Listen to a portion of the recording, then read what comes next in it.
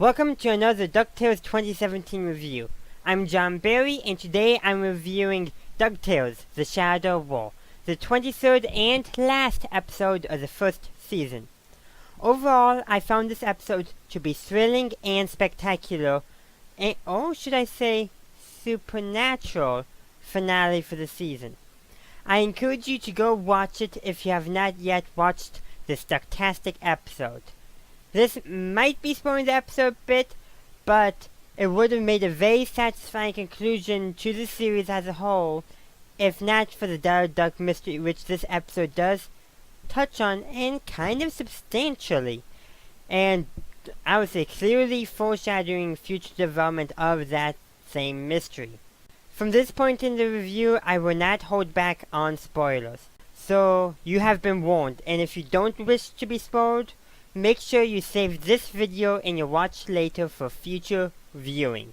This episode was an hour long and there's a lot of stuff to unpack. To begin with, this episode opened with the emotionally charged fallout of what happened at the end of the previous episode. It is said only 3 days later, based off of a line given by Scrooge to the Magica Dispel possessed Lena. Donald, along with Huey, Dewey, and Louie, have moved back to their houseboat, and of course they've also moved it back to the harbor. Webby is helping them with the move, but the triplets now just want to live a, mundane and boring life, which is in clear contrast to Webby's attitudes, and the triplets themselves from the very first episode, where they pretty much wanted adventure and excitement. At the same time, Magica Dispel starts her latest and last really attempt to steal Scrooge's #1 dime before the lunar eclipse.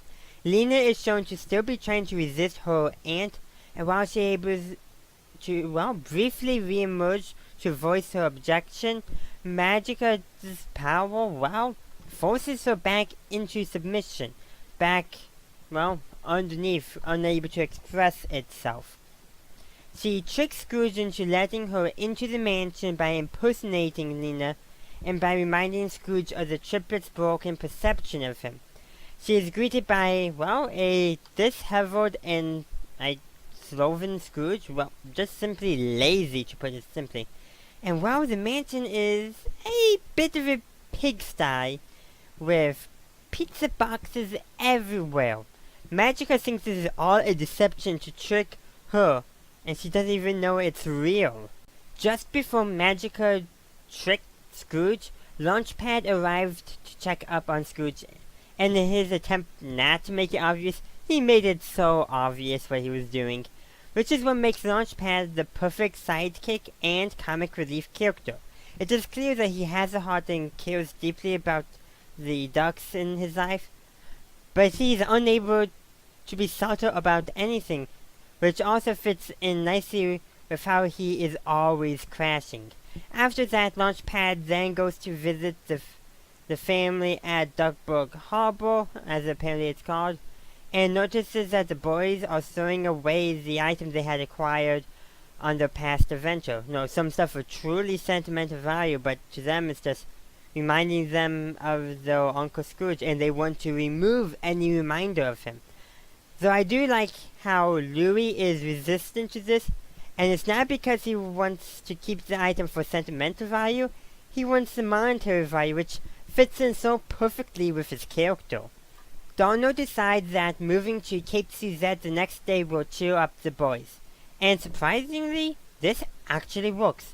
And this here is another connection to the old Disney show Tailspins. So Cape Suzette was apparently a major location in that show. In addition, the brochure that Donald holds has Cape Suzette in the same type and style as the as the Tailspins title is in. My bad, there. By my count, this makes the second major reference to Tailspins, and it's been referenced before. The first major reference being, Don Knodge and the Sky Pirates from Sky Pirates in the Sky, that previous episode. 2 or 3 maybe episodes back. I would also like to add that Cape Suzette is a play off of the French dessert Crepe Suzette. Webby and Launchpad decide to hold a farewell party/dinner for them, and to invite Scrooge in order to to get the family back together. They first convince the triplets to attend, and then Scrooge, but unaware to them, Magica is mimicking Scrooge's voice and answered the call and accepted the invitation for a couple things. Make sure Scrooge doesn't know so he doesn't show up, and to somehow ruin it for him. I'm not quite sure how that would work out. Anyhow, Mrs. Beakley finds out, and Webby fears her grandmother will shut it down somehow, but surprise! Mrs. Beakley actually wants to help them get the family back together. I have to say that I honestly doubted that Mrs. Beakley would object, but her skill as a spying grandmother does add the elements that Webby and Launchpad can never accomplish, things they did not have in their arsenal, to put it simply. Mrs. Beakley successfully gets through Donald and eventually Huey and Louie as well. Dewey is the most resistant to the idea, but he eventually accepts the sentiment. They all decide to forgive Scrooge and plan to reunite with him. She managed to do this by filling the triplets in on how Scrooge nearly went bankrupt searching for Della Duck, and scolds them for making Scrooge feel even more miserable for Della's loss than he already felt.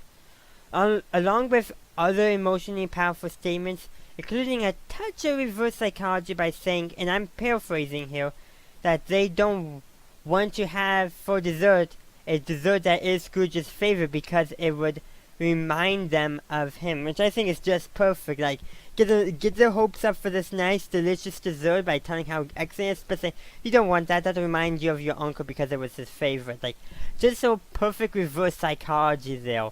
Really, being a spying grandmother, she would know that, and that's what she brought the Launchpad and Webby, well, to put it simply, couldn't. Of course, they do not get the chance to go and forgive Scrooge, because as they were doing this, Magica finally realizes that Scrooge really has fallen into a depression, so she manages to convince him to return to his original solo style of adventuring. Scrooge does get excited about a fresh start and discards all of his belongings, except for his number one dime. Magica, of course, insists that Scrooge should also discard it, and as the eclipse nears and out of frustration and desperation, she attacks McDuck. She finally takes it just as the eclipse is about to begin, and with it she is bestowed with her magic to free herself from the dime. Now alive and powerful again, she traps Scrooge and Lena in a magically constructed cage. In their entrapment, Lena complains about how terrible Magica is as family and that she wishes to be in one like Scrooge's family. Scrooge sympathizes with Lena and agrees to welcome her into his family if she helps him stop Magica. Magica cuts him off by absorbing Lena into her shadow and by trapping Scrooge inside his own number one dime. I was shocked when I saw this, as I did not expect either of those things to happen. It kind of shocked me that Magica was trapped inside the dime as well. At this time, the A and B plots come together as the group witnesses Magica's shadow magic erupting from McDuck Manor. Using her magic, Magica brings forth a cascade of shadow monsters from the shadows of Duckburg's residence and amasses them over Scrooge's money bin, which she uses as her new fortress. I'm presuming a new fortress. She must have had an old one last time she had conflict and fought with Scrooge McDuck. Stands to reason. I would like to take this time to address the shadow monsters as a whole. To explore them all would actually take too long, so I'm going to mention some standout moments. The first being the shadow of Flintheart Glomgold, who is, well, he's mad at his shadow leaving him, and he attempts to hold on to his shadow as he's being kind of dragged out of his, I'm guessing, residence, and before being dumped into the sea, and when he yells, "Curse you me," instead of his normal catchphrase of "Curse you McDuck," but in a Scottish accent. Among all the shadows, that's what I meant to say there. I don't know what was going on there, but oh well. Among all the shadows, I believe I detected the shadows of the bigger boys on more than one occasion, but I can't say for sure. The last shadow monster, actually correction, the second to last shadow monster I want to address is the shadow of Fenton Crackshaw Cabrera, who was planning on viewing the eclipse, by the way, just so I'll let you know. His shadow took control of the Gizmo Duck suit before Fenton could. If Fenton had been able to take control of the suit, it might have been easier to defeat magic or dispel, but that is pure speculation. The true last one which you address is that Gladstone Gander, Donald's cousin, also makes an appearance, and he spots a $20 bill. Of course he does. He's the lucky one. And as he bends down to pick it up, his shadow comes to life. But before leaving, his shadow picks up the bill and hands it to him, and then pats him on his head. It's neat seeing that even in the worst possible situation, the worst possible moment, he somehow still has incredibly good luck. But I would like to say that his good luck has not always been lucky to him, because in the episode he featured, his good luck was actually unlucky for him when you think about it. But I would love for them to do an episode where he just has absolutely no good luck left somehow, and Donald has way more good luck, like total role reversal. I think that would be a neat episode. And I kind of would like to see him deal with not being lucky anymore. Truly lucky, even in unlucky situations, he still has luck. So I would like to see him be luckless or experience bad luck. I think that would be neat. But let's get back to the actual episode at hand.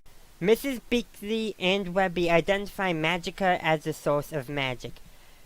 Webby explains to the triplets that Magica was Scrooge's bitterest rival, who met her defeat by Scrooge 15 years ago in a battle for the #1 dime on Mount Vesuvius, which means both Donald and Della Duck could have witnessed that battle, since Della had yet to go missing at that point. On Donald's houseboat, they are joined by Geolus, Manny the Headless Horse, that's that Headless Horse who has the head of a Scrooge McDuck statue, and Libulb.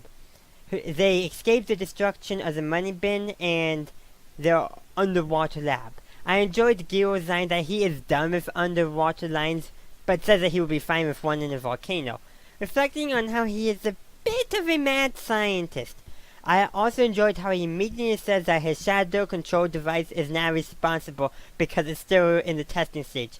This nicely builds off of how many of his creations have actually gone rogue and caused problems. While we really only see this 1.5 times, I would say, in this series, it's mentioned to have happened a lot. We've even seen a list. And I can't remember about the original DuckTales show, but I'm pretty sure some of his inventions also went a bit nutty and rogue there as well. Donald moves to take the lead in the situation, but no one is able to understand him.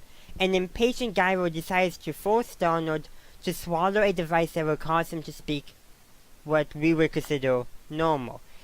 It apparently is called the Boxinian modulator, which is a reference to Carla Box, who worked on many of the old comics set in the Duck universe before he passed away in 2005. And the fact that Donald's lines in those comics and other printed formats is perfectly intelligible. Is also referencing the theatrical show Donald's Dream Voice, in which Donald takes a special pills that give him a normal voice. I have to say that it's just weird being able to understand Donald. Something I think we all can agree on. And I'm glad that it fails at the end of the episode, the device fails, because I could never get used to it. I could never be used to a normal sounding Donald. However, this episode would have suffered from Donald's normal voice, because then his determination and actual intelligence would never have been able to be put on display. Additionally, this episode implies that Donald Duck often says intelligible things, but no one can understand him. Which is actually, I think, a very good commentary that just because somebody is, they speak unintelligibly doesn't mean they're not intelligent. A very good message to teach kids, especially if they know and interact with often kids with speech impediment. This segment is brought to you by my Patreons. Patreon is a subscription platform that allows you to support me as a creator for as little as $1 per month. And with Patreon you get access to many things. One of them being my scripts. That's right, you get to read my scripts. So if you have trouble understanding me but you like my content and you want to, understand me better, and you accept the fact that not everyone speaks as well as they possibly could, but they still have intelligible things to say, support me on Patreon and you get access to all my scripts. Not every video of mine will have a script, but when I do write one, it will be available to all my patrons who support me for at least $1 per month. So consider that if you want to be able to better understand my content. Just support me on Patreon and you get to read my scripts. Donald decides that Gero's group will attack the bridge to distract Magica's shadow forces, and that launch pad will crash into the massive shadow, since he's good at crashing things. While he, Donald, and Beakley sneak behind the money bin to get into it, which is the same plan that Mrs. Beakley would have suggested, and she's a former spy. However, he still has the kids stay at the harbor in order for them to stay safe from Magica. Of course, the triplets and Webby do not stay behind, and so they decide to go searching for Lena to get her help breaking into the bin. At the amphitheater where Lena apparently lives, the kids discover Lena's room underneath the stage. They find her journal, and they read an excerpt which details Magica's defeat at Scrooge by Scrooge at Mount Vesuvius years ago, and how Scrooge imprisoned her inside the dime, which forced Magica's shadow to find a refuge inside her staff, which became the talisman that Lena was wearing throughout the season, and it spawned Lena from itself to work to free Magica. Man, it took a long time, I gotta say.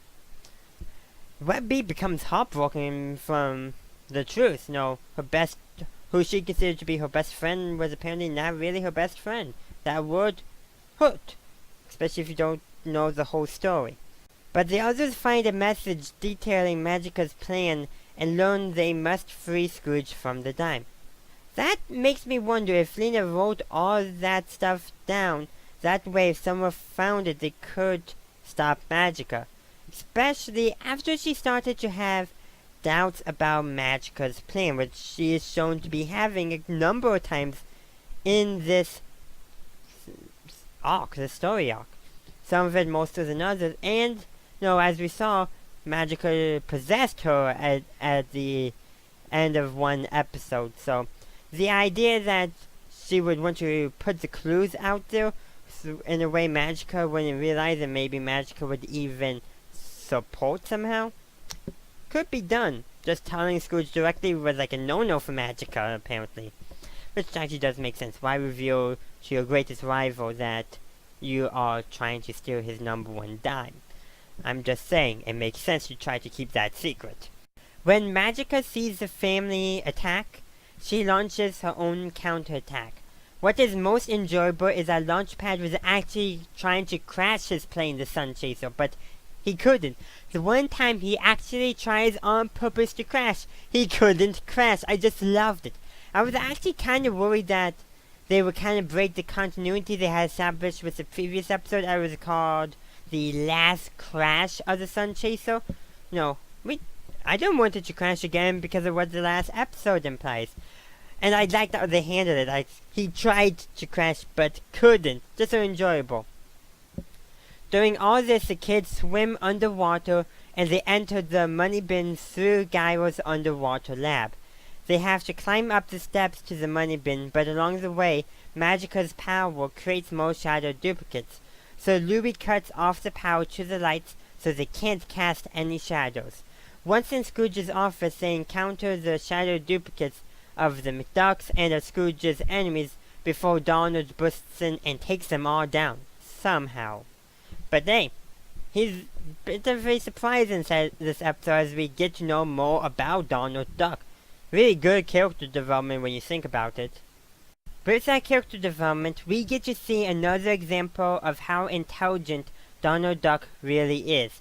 He tells the kids that he only told them to stay put so that they would come and help and save the day. A good example of reverse psychology. And he doesn't give any signs of it when he was revealing his plan to them all, which is just excellent. He tells them to continue into the money bin as he fights off the shadow monsters still present. When they enter the bin, Magica spots the triplets and Webby, and she blasts magic at them. So they decide to act strategically to get the number 1 dime. Their strategy is, well, just to be themselves and cause trouble. Huey, being the intellectual of the group, questions Magica about magic and magic abilities and the like, kind of like distracting her with questions, and it practically works, and then Magica catches herself just before she starts to answer the last question. What does the lunar eclipse have to do with her magic? But I just kind of like that very much in his personality. Louis, the lazy, more con artist type of personality one, cons Magica into thinking she is now cursed after she broke a mirror that he's claiming has some magical properties, which obviously doesn't because we know him, but she doesn't. And this causes Magica to worry and become distracted, right as Webby launches her attack using her martial combat skills. At one point, Magica is about to enter, but the friendship bracelet that Webby had created with Lena prevents it, and so does Lena's, I want to say form or essence, but what exactly it is I'm not sure, but it's definitely Lena. Whoever it is, Lena does sacrifice herself to save Webby. This, I think, shocks Magica, really, because, like, she did not expect Lena to come back at all, especially on her own. But I suspect it's strongly tied with that friendship bracelet, the power of friendship. And this also sends Webby into a fit of rage. That's the best way I can describe it. And that fit of rage manages to cause Magica to drop the number 1 dime, which Dewey quickly snatches up. In the midst of that battle, Dewey decides to have a heartfelt conversation with Scrooge through the dime. But he quickly realizes that it's not the right time. I appreciate this as I believe it is poking fun at the common movie trope of characters attempting to have a heartfelt conversation or moment in the middle of a life-threatening situation. Basically, anytime there's, well, not always gonna be friendships, family stuff, oftentimes it's actually romances, but come on, you're in the middle of the Battle of Hogwarts, so you decide to kiss. Okay, that does not make any sense, but I get it. Yeah, I'm talking about Harry Potter though. That doesn't make sense. You're in the middle of the battle, so you decide to kiss. I don't think you finally figured out, or finally forgave each other though. Talking about Ron and Hermione here, but yeah. Like, okay, why in the middle of the battle? And then you got other things, Star Wars, like, right before execution, Anakin and Padme share a kiss, I believe, or about to. Like, okay, that makes a bit more sense, but still. Life-threatening situation. I guess sometimes it makes sense, but at other times, like, why? And there's probably other movies that do it. Those are just 2 examples, and those are not terrible examples either. No, finally forgiving each other, always a good thing. You're about to go to execution, okay, but sometimes it's like, come on, why? How often in war do you see 2 people stop fighting to to have a heartfelt conversation? I don't think that happened too often in the trenches when you're going over in World War I. I don't think that happened. Maybe during the artillery shelling, but not as you go over the top. Now that rant's done, I do appreciate that this episode did kind of address how that is so common to do in movies and TV, and is not always the most realistic or practical thing to do. Anyhow, when Magica blasts at Dewey, she hits the dime, and it kind of backfires. This causes Scrooge to be freed from the dime. Scrooge goes on to calmly, I repeat calmly, confront and taunt Magica to the point that she loses the grip on her staff and it goes flying. I do want to say I'm impressed by how calm Scrooge was during this fight with Magica. He's probably just acting like it was nothing, since, well, he did fight her before and won, and if it was nothing before, maybe. So it was definitely probably nothing for him, and probably he figured that acting calm would just infuriate Magica the Sparrow even more so. Before I continue with what happened to Magica's staff, let's go back in time a bit. When Donald goes to confront the Gizmo Duck's shadow, his voice box starts to malfunction and spark, during which we get to see, or not see I should say, but hear glimpses of his normal sounding voice. Or not normal sound, but his normal voice that we are used to. Doing this, Fenton joins with Manny and Lilbulb in Zillbatter, where he uses his intelligence to use Lilbulb to modify Giro's Shadow Blaster thing to make it more, and I mean more effective. They are soon joined by Mrs. Beakley after, well, she fails to prevent Donald's houseboat from sinking. All she's able to save is the steering wheel, which made me instantly think of the old television show Gilligan's Island, where, well, they thought they repaired the boat, but it all falls apart, except for the steering wheel, which is never really a steering wheel, the boat wheel. You know what that stuff is like. I forget the correct term for it. But I don't know if that was intentional by the creators, but that is something I picked up on and drew a connection to, because of other shows I've watched in my life. Doing this, Launchpad decides, since he's unable to crash, to step out of his aeroplane and to take on the shadows head-on because of his failure in crashing. Oh, and he leaves the bobblehead Darkwing Duck in charge of piloting the plane. It's like, does he really know how to fly a plane? I'm not so sure. And I also just love how he essentially sung about what he was doing to the Darkwing Duck theme song. But he at one point failed to rhyme, and he said that he couldn't find anything to rhyme with that one word. I don't remember what that one word was, but I just loved it. It was so, well, Launchpad. They really did, I think, a good job by nailing his character in this episode. I've noticed they did it multiple times, but it's true. Eventually, they all make it to the money bin, where Donald rushes in to grab Magica's staff as it's flying through the air, but he fails, and he falls down, like we kind of would expect him to do. And the staff lands on his head, and it cracks. The staff, not his head. This causes Magica to lose her power and for her shadow army to disappear. With the loss of her magic, Magica's feathers turn from green to yellow, like they were in the comics and the original DuckTales show from the 80s. I do want to say that the green feathers made her much more scary, intimidating, and sinister.